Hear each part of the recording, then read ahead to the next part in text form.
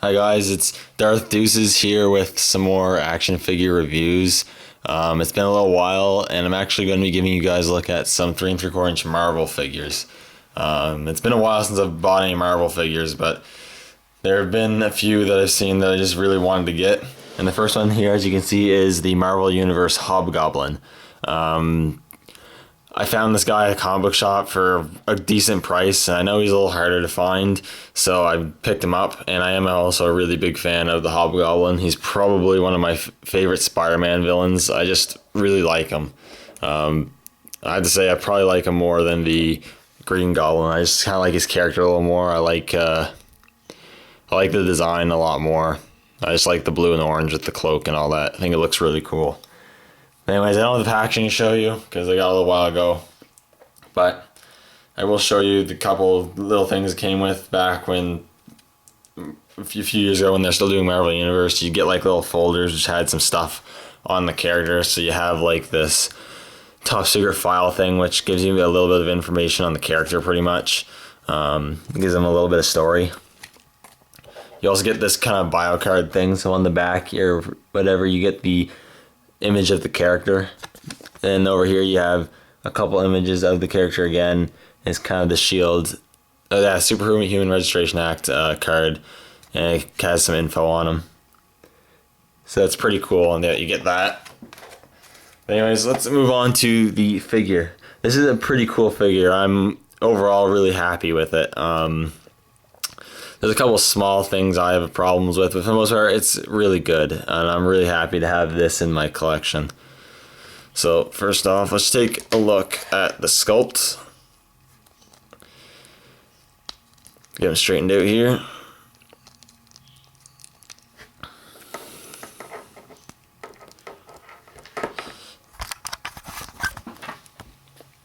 So let's take a look at the head sculpt first. See if it'll zoom in or not. There we go. So the head sculpt is really nice. You have the hood here, which has some nice folds and creases, and you got the nice point here. It looks like it's flowing in the wind. You got the beak of the hood there. The face sculpt's really nice. You have the red eyes, the ridges around the, I guess, eyebrow area. You got a nice cackle going on with some fang teeth there, which is really cool. Painted really nicely. There's a couple little errors here and there, but it's not too bad. One eye is squinting where the other eye is fairly wide open. It just looks really nice. It's a really nice face sculpt. I really like that. I think my only problem with the head sculpt is the fact that the beak of the hood is pretty much sculpted right on flat on top of his forehead. I would have liked the hood to have a little more depth, create maybe a little more of a shadow effect, have a little more depth to it, but that's not a huge deal. But it would have been nice if they did that. Then as a separate piece on him, he does have a cloak, which is really cool. It's a nice sculpted detail again. It's a nice shading all over the figure too. The oranges are shaded with some black dry brushing and some other colors of a lighter orange, which is really cool. Aside from the head sculpt and the cape, the rest of the figure is actually a repaint of the Green Goblin figure, or at least I'm assuming the Green Goblin figure came out first. I'm not entirely sure, but it's the same sculpt, just a different repaint aside from the head and the cape. So nicely sculpted. You got like on where the arms come out of, you got like some rips there, which is really cool. Looks all ripped up. And then here the gloves are really nice. Got some really nice sculpting. The armor underneath is like a cool chainmail kind of feel to it. Looks really cool. This hand here is bunched up in a fist, which is really cool. You got a belt there. Pretty simple, but does its job. Over here you have an open grip hand, which has a hole in there, which is meant for holding his pumpkin bomb, which is really cool. Again, you got the blue armor there, which is really nice. It has some nice shading of a lighter blue to bring out the details, which is really cool. And you have the boots here, which is also really nice. You got some more of that great sculpting there. And the pointed shoes, which looks really cool.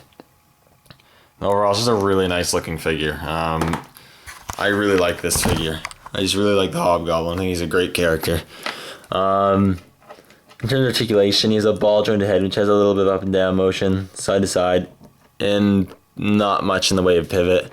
He has the ball hinges at the shoulders, a swivel at the bicep, a hinge at the elbow, which goes just below 9 degrees, not quite a 90-degree angle. Yeah, swivels at the wrist. I kind of wish the wrists were on a hinge, but it's not a huge deal.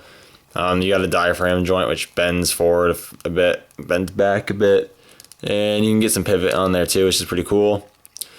Then you got ball jointed at the hips, which can go out about that much and kick out about that a bit. So that's pretty cool. Double hinges at the knees, and then the ball hinge at the ankles. So you can get this guy in some pretty good poses. And in terms of accessories, this guy comes with quite a few. So I guess if you want to count it, if you pop off the head, the cape is removable. Same with the pumpkin bomb pouch, which is right here. If you pop off the head and the cape, you can take this off. So that's pretty cool.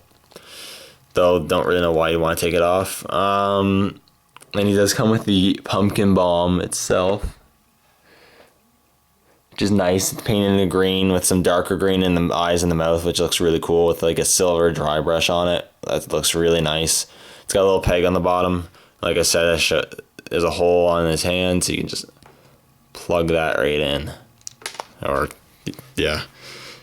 It's a little fiddly to get plugged in, but once it's plugged in, it will stay in there. There we go. Yeah, I'm holding the bomb, which is pretty cool. And the last accessory, which is probably the coolest, is he does come with his Goblin glider, which is really cool. I think this is the same Goblin glider that came with the Green Goblin. It's really nice. It's painted silver. Got some basic sculpting work on it. It also has some black dry brush on it, give it some weathered look, which is really cool. Got like this, looks like bat wings. I think the only thing that would have made this cooler is if maybe it came with like a fire effect on the end for the exhaust, and maybe had a stand so it looked like he was actually flying. But nevertheless, it's still really cool, and you can just slide his feet in there and he stays on it pretty well. And then you can just get him bent down or whatever. And you can get some pretty cool poses with this guy.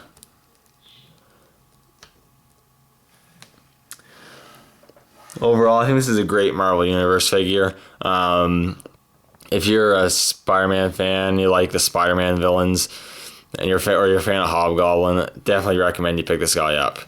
He is really cool. Anyways, thank you guys for watching, and I'll see you all in the next video.